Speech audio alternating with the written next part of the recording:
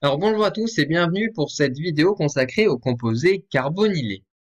Alors quand on dit composés carbonylés, qui sont-ils? Les composés carbonylés sont des composés avec une double liaison carbone-oxygène. Le carbone, lui, étant lié à deux chaînes carbonées ou atomes d'hydrogène. Il ne faudra donc pas confondre ces dérivés carbonylés qui sont uniquement aldéhyde et cétone, avec les dérivés dits carboxyliques qui feront l'objet d'une autre vidéo où on aura les acides carboxyliques, les esters, les amides, les chlorides d'acides, ainsi de suite, où cette fois-ci, l'atome X représente donc un hétéroatome, un atome autre que carbone et hydrogène. On aura donc dans les composés carbonylés, donc dans cette vidéo, uniquement des aldéhydes et des cétones. Alors, en ce qui concerne du coup la géométrie autour de cet atome de carbone, ce qui est intéressant à remarquer dans les composés carbonylés, c'est que la double liaison carbone-oxygène, d'après la théorie VSEPR, va donner une certaine planéité à la structure. Toute cette partie de la molécule est plane, les trois angles entre les liaisons faisant à peu près 120 degrés, toujours environ 120 degrés, puisqu'ici la double liaison prendra un peu plus de place, on aura un peu plus que 120 degrés, ici on aura un peu moins de 120 degrés. Mais pour faire très simple, on a ici un carbonyle localement plan avec des angles qui font tous 120 degrés. En spectre infrarouge, ils sont facilement reconnaissables par leur double liaison carbone-oxygène qui va avoir une vibration d'élongation à environ 1700 cm-1. Les aldéhydes et cétones sont encore très présents dans la nature. Comme exemple, on peut citer la molécule de camphre, présente dans le camphrier. Le camphrier, qui est un arbre originaire du Japon et de la Chine, cette molécule est utilisée dans le baume du tigre, qui permet d'apaiser les douleurs musculaires, et son huile essentielle trouve beaucoup d'applications, notamment pour les voies respiratoires. Les carbonyles, et en particulier les aldéhydes, sont très couramment utilisés en parfumerie et ont donné naissance à tous les parfums dits aldéhydés. On peut citer comme exemple le citral, dont un des isomères est utilisé pour l'odeur de citron qu'il apporte, par exemple dans ce parfum, même si les citrons sont pas très bons dans les parfums. D'un point de vue chimique, les carbonyles sont de bons substrats de départ pour la synthèse de plus grosses molécules, comme par exemple la vitamine A, qui est synthétisée à partir de citral. D'ailleurs, la vitamine A, c'est un carbonyle encore. Alors d'un point de vue réactivité, les composés carbonylés ont déjà une nucléophilie importante du fait de l'atome d'oxygène qui présente ici deux doublés non liants. L'oxygène étant plus électronégatif que le carbone, les électrons vont être attirés par lui, donc l'oxygène, réserve d'électrons, portera une charge delta- et donc présentera un caractère nucléophile. Mais les composés carbonylés présentent une double réactivité nucléophile et électrophile, puisque l'atome de carbone, qui est relié à cet atome d'oxygène, lui est en train de perdre ses électrons et présentera une charge partielle delta+. On a donc double réactivité, nucléophilie de la part de l'atome d'oxygène et électrophilie de la part de l'atome de carbone. Sur une forme mésomère, on pourra se rendre compte encore plus de l'aspect électrophile du carbone et nucléophile de l'oxygène. Ainsi, si l'oxygène récupère le doublé ici pour obtenir trois doublés non liants et une charge moins, une liaison simple entre le carbone et l'oxygène et une lacune électronique sur le carbone avec une charge plus, on se rend encore plus compte du caractère électrophile du carbone qui ici a même une lacune électronique, il est en défaut d'électrons par rapport à la règle de l'octet, et l'oxygène qui a même ici trois doublés non liants, et donc un caractère nucléophile qui est très marqué. Le premier point qui va nous intéresser, c'est ce qu'on appelle la protection de fonction, et notamment la réaction d'acétalisation. Alors, on va regarder le bilan. Le carbonyle est une fonction très réactive, donc si on a envie de la faire réagir, c'est très bien, elle va pouvoir réagir facilement. Si par contre on ne veut pas la faire réagir, il va falloir la protéger pour éviter qu'elle réagisse. Comment la protéger? Eh bien, on va essayer de mettre un groupement temporaire qui va bloquer sa réactivité, qu'on va pouvoir enlever par la suite pour régénérer ensuite donc l'aldéhyde ou l'acétone que l'on souhaitait. La réaction de protection la plus couramment rencontrée pour les composés carbonylés est la réaction d'acétalisation. Comment est-ce qu'elle se déroule? On a un carbonyle, on met un diol, deux alcools, en milieu acide et on obtient ici donc une fonction dite acétale, d'où le mécanisme d'acétalisation, et une molécule d'eau. Alors le mécanisme, quel est-il? Long mécanisme, que des doubles flèches, mécanisme équilibré, et on y va étape par étape. Dans un premier temps, on est en milieu acide, H+ catalyseur. On a ce qu'on appelle une activation électrophile. L'oxygène va récupérer l'hydrogène ici pour obtenir une charge plus. À quoi sert cette première étape? Bien, le carbonyle, on a dit, il a deux réactivités, nucléophile par l'atome d'oxygène, électrophile par l'atome de carbone. C'est l'électrophilie que l'on va avoir envie d'étudier dans cette réaction. C'est l'électrophilie qui est importante.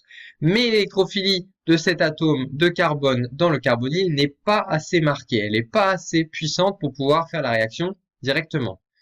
Donc, on a d'abord une première étape d'activation électrophile qui va permettre d'augmenter cette électrophilie parce que l'oxygène va porter une charge plus, il va avoir tendance à récupérer un de ses doublés de la double liaison et le carbone ici va avoir un caractère électrophile qui va augmenter. Et maintenant, une fois qu'on a ce composé, le carbone est suffisamment électrophile pour subir l'attaque du nucléophile qui est ici le diol. On a donc une addition nucléophile, l'addition d'un nucléophile qui est un alcool ici sur un carbone, pour obtenir ce composé qui présente une fonction que l'on appelle hémiacétal. Hémiacétal parce qu'ici un alcool et ici donc un éther-oxyde. Ensuite, on a une réaction de prototropie, encore une réaction équilibrée, échange de H+ entre deux atomes d'oxygène, entre un de l'alcool qui était initialement présent dans la réaction et un qui était donc présent sur l'oxygène qui porte la charge plus. Une fois que l'on a ceci, on a formé ici un bon groupe partant qui est une molécule d'eau et un groupe partant, ça veut faire quoi dans la vie? Ça veut partir. Et donc, une molécule d'eau va partir lorsque l'oxygène ici va rabattre son doublé pour reformer une double liaison carbone-oxygène. Ici, j'ai écrit deux formes mésomères. On vient visualiser que on écrit une double liaison carbone-oxygène avec une charge plus sur l'atome d'oxygène. On pourrait écrire une liaison simple carbone-oxygène avec la charge plus sur l'atome de carbone. Les deux formes sont équivalentes, on a un équilibre entre les deux. C'est cette forme-ci, par contre, qui va être un peu plus intéressante pour comprendre ce qui va se passer par la suite. On a encore un carbone qui est très électrophile, puisqu'une charge plus est une lacune électronique. Un très fort électrophile, on lui met un nucléophile. Un nucléophile qui attaque sur un électrophile, on a donc encore une addition nucléophile pour obtenir ce composé qui est presque l'acétal final, mais avec cette fois-ci encore un petit H+, qui va partir et donc régénérer le catalyseur. Dans l'ensemble, ces molécules, on les appelle les acétals. En fait, c'est un dihétéroxyde, si vous voulez. Le même carbone va être engagé dans deux fonctions hétéroxydes. Alors, on appelle ça acétal. En toute rigueur, il faudrait appeler cétal si on part d'une cétone et acétal si on est parti d'un aldéhyde. En pratique, dans les sujets, vous rencontrerez le terme acétal, qu'on soit parti d'une cétone ou d'un aldéhyde. Mais bon, vous pouvez faire attention si vous voyez juste cétal, c'est à peu près la même chose. Juste qu'on est parti d'une cétone. Voilà pour le mécanisme. Un peu d'interprétation. Même beaucoup d'interprétation. Utiliser un diol est la méthode la plus classique. Ici, une molécule qui a deux alcools, deux ols, on appelle un diol. Mais on aurait pu utiliser deux fois un simple alcool. Deux fois du méthanol, deux fois de l'éthanol, peu importe. On aurait pu utiliser deux alcools, voire deux alcools différents. Mais bien souvent, on utilise un diol, donc c'est la réaction la plus classique. Si vous voyez cette molécule-là dans un sujet, vous pensez directement à l'acétalisation. La réaction est chimiosélective. Elle fonctionne uniquement avec les aldéhydes et cétones. Ici, qu'est-ce qu'on a fait? On a pris la double liaison carbone-oxygène et on en a fait, via une autre molécule, un cycle avec deux oxygènes, ici. Cette réaction ne marche que si le composé de départ est un aldéhyde ou une cétone, à savoir donc un dérivé carbonylé. Si on était parti d'un ester, d'un anhydride, d'un chlorodacyle, d'un amide, ça n'aurait pas marché. C'est une réaction donc chimiosélective parce qu'elle réagit avec certaines fonctions et pas d'autres. La réaction n'est pas totale, on a des doubles flèches absolument partout, c'est-à-dire que si l'on part de l'acétal en milieu acide, qu'on rajoute de l'eau, on a des chances de revenir à l'acétone de départ.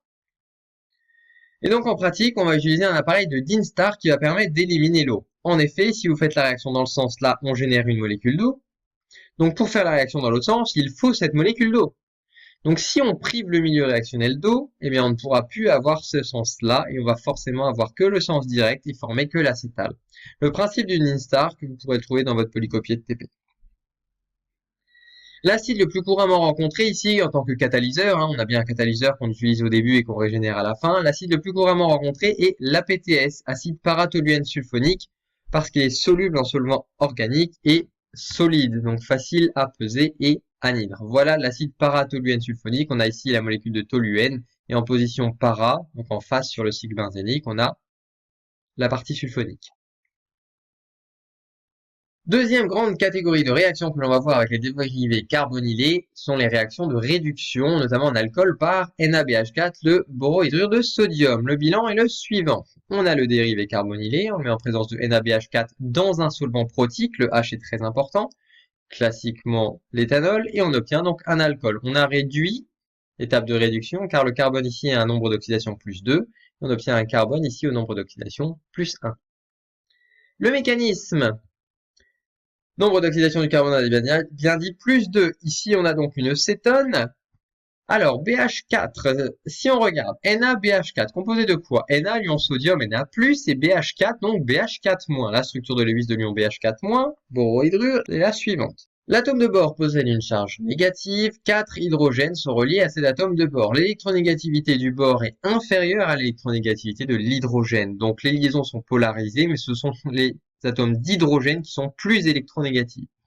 Donc ce composé-là, comment est-ce qu'il faut le voir? Il faut le voir comme un H-. C'est un ion hydrure H- qui peut partir. L'ion hydrure, donc H-, il arrive ici, il va attaquer cet atome de carbone. L'atome de carbone ici ne peut pas faire plus que 4 liaisons, donc il faut que la double liaison carbone-oxygène se rompe pour avoir une liaison simple carbone-oxygène. Maintenant, une fois qu'on forme une liaison simple carbone-oxygène, l'oxygène ici, il va avoir une charge moins, il va avoir 3 doublés non-liants. Bon nucléophile, il va pouvoir récupérer un hydrogène, ici l'hydrogène présent sur l'éthanol. Un hydrogène qui porte une charge partielle H, delta+, parce qu'il est relié à un atome plus électronégatif. On ne vient pas récupérer un H-, bien un H+, un nucléophile attaque un électrophile et non un autre nucléophile.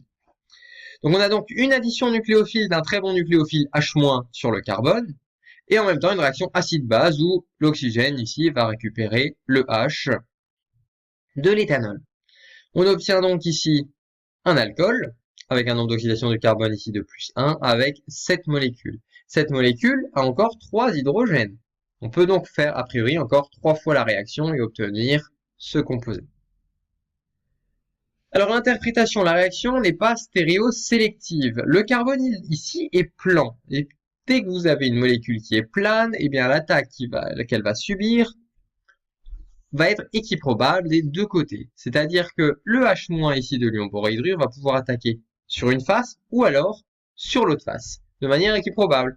Donc si vous avez plein de molécules, on va avoir 50% d'une attaque d'un côté, 50% d'une attaque de l'autre. Donc si vous regardez bien ce composé ici, il présente un carbone asymétrique ici, R ou S. Mais dans la mesure où la réaction n'est pas stéréosélective, a priori on aura un mélange racémique avec 50% de l'énantiomère R et 50% de l'énantiomère S. La réaction est par contre chimiosélective et elle fonctionne uniquement avec aldéhyde et cétone. Encore une fois, si vous mettez anhydride, ester, chlorodacyle, amide, la réaction n'a pas lieu. A priori, cette molécule-là peut réagir 4 fois. On a 4 atomes d'hydrogène. Donc on pourrait mettre pour un équivalent de cette molécule 0,25 équivalent de NaBH4. En pratique, on en utilise davantage. Alors, la dernière réactivité qu'on va voir, ça va être la réactivité nucléophile, mais cette fois-ci pas de l'oxygène, mais d'un autre carbone qui n'est pas très loin. C'est ce qu'on va voir maintenant. Les réactions dites de C-alkylation, greffer un groupe alkyle sur un atome C de carbone. Les composés carbonylés sont des acides qui peuvent perdre des protons H+, et ceci est d'autant plus facile qu'il y a plusieurs doubles liaisons carbone-oxygène pas loin.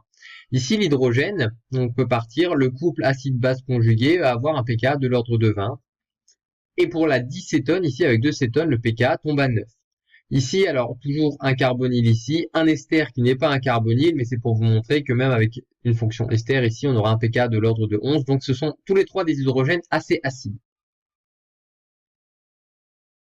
Qui dit hydrogène assez acide dit que si je mets une base dessus, je vais pouvoir le récupérer. Et si je le récupère, j'obtiens ce composé qui présente donc une charge moins sur l'atome de carbone, qui est donc présent entre les deux doubles liaisons carbone-oxygène.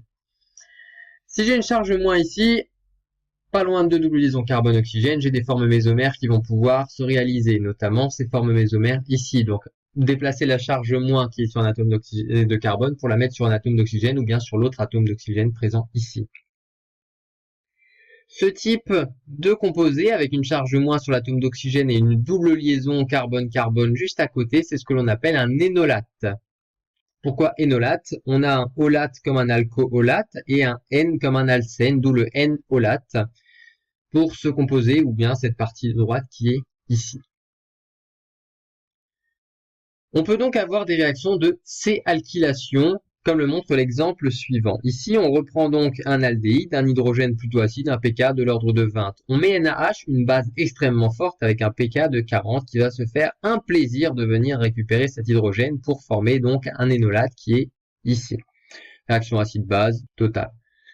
La charge moins ici, carbone qui est très nucléophile, il va pouvoir attaquer le carbone électrophile de l'halogénoalcane, du dérivé halogéné ici qui est primaire, par une réaction de substitution nucléophile d'ordre 2. Le brome va pouvoir partir, on a fait une réaction de C-alkylation. Pourquoi réaction de C-alkylation? On a bien greffé un groupe alkyle, ici un groupe éthyle, l'éthyle qui était ici, sur un atome de carbone. Alors on va utiliser cette réactivité nucléophile dans une réaction qui s'appelle l'aldolysation. Le bilan de cette réaction, on part de 2 carbonyles, cette fois-ci, alors ici on va dans l'exemple, on va prendre 2 fois le même, en milieu acide, et on va former ce qu'on appelle un aldol. Pourquoi aldol? Ici aldéhyde et alcool, d'où aldol. Si on se place en milieu encore basique, qu'on chauffe légèrement, signe pour on chauffe, on peut faire une réaction dite de crotonisation qui va être une réaction d'élimination d'alcool pour reformer donc un alcène ici. Et on va former ce que l'on appelle une énone ou un énal. N pour la double liaison carbone-carbone, al pour la double liaison carbone-oxygène, donc pour l'aldéhyde. Alors le mécanisme, on va détailler tout ça. Première réaction, donc très classique, on a un hydrogène, donc pas très loin d'une double liaison carbone-oxygène de carbonyle. C'est un hydrogène qui est acide, on met une base, il va pouvoir, par réaction acido-basique, venir déprotoner, donc se composer. Une molécule d'eau est formée, on l'enlève, on s'en soucie pas, et on regarde du coup ici l'énolate formé. L'énolate, très nucléophile par l'atome de carbone, va pouvoir attaquer ici le carbone électrophile de l'aldéhyde, donc du deuxième aldéhyde présent dans le milieu, puisqu'on a dit qu'il nous en fallait 2. Réaction d'addition nucléophile, un nucléophile qui s'additionne sur un électrophile, on obtient donc ce composé. On a bien fait une réaction ici de C-alkylation, ce dont on vient de parler. Par contre, ici, lors de l'addition nucléophile, l'oxygène a récupéré donc un doublé non liant et porte une charge négative. Il va donc pouvoir réagir avec une molécule d'eau pour récupérer un atome d'hydrogène et former donc l'aldol présent ici et régénérer HO-. HO- est donc encore ici un catalyseur. Il va permettre d'augmenter la nucléophilie de ce carbone qui n'est pas très nucléophile en temps normal mais qui est très nucléophile dans un énolate. Il disparaît ici, il est consommé mais il est régénéré à la fin. C'est donc bien un catalyseur. Ça, c'est pour l'aldolysation. On part donc de 2 carbonyles et on forme un aldol. Maintenant, si jamais on est encore au milieu acide et qu'on se chauffe légèrement, eh bien, qu'est-ce qui peut se passer? Une réaction d'élimination, mécanisme d'élimination. On a une base et ici on a un alcool, mécanisme d'élimination. La base va pouvoir attaquer l'hydrogène ici qui est acide. On a dit à chaque fois qu'on n'est pas très loin d'une double liaison carbone-oxygène, l'hydrogène est acide. Ici, on en a arraché un, mais il y en avait 2. Le deuxième, il est là. Mais c'est maintenant qu'il va partir. La base fait une réaction acide-base, elle récupère l'hydrogène et des protones. On reforme ici un énolate, carbone très nucléophile. Alors j'ai représenté donc les formes mésomères qui sont possibles avec une charge moins sur l'atome d'oxygène. Si l'oxygène ici porte une charge moins, lui il va vouloir refaire la double liaison très forte carbone-oxygène. Lorsque cela va se faire, la double liaison carbone-carbone va venir se rabattre sur cette partie. Mais du coup, le carbone là ne peut pas avoir plus que 4 liaisons. Il va devoir faire partir un groupe partant. Donc, il fait partir un groupe partant et on régénère HO-.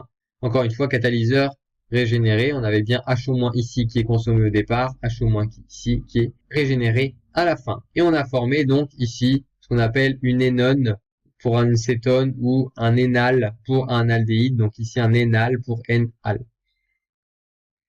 Voilà, et donc ça, c'est l'étape dite de crotonisation.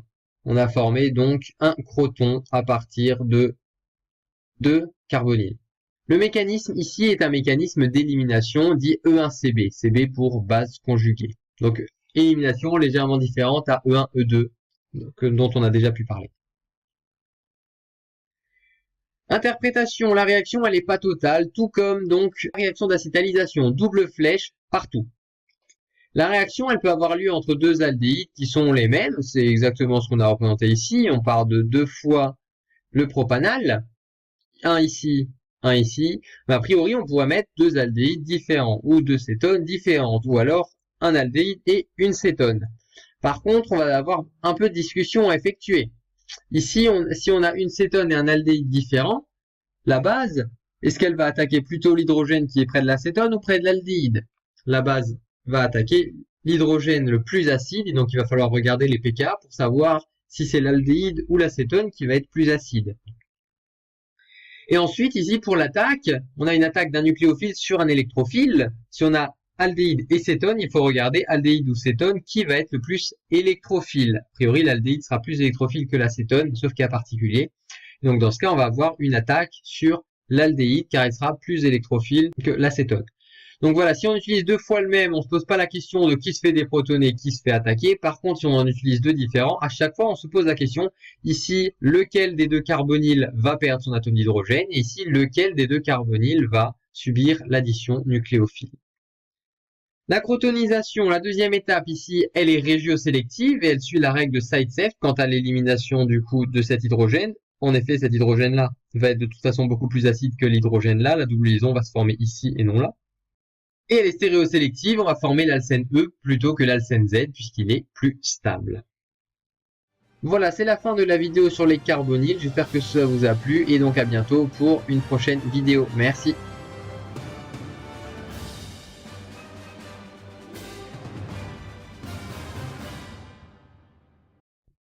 Mais si le camphre est une molécule issue du camphrier, est-ce qu'on peut dire que la gaufre est une molécule issue du gaufrier?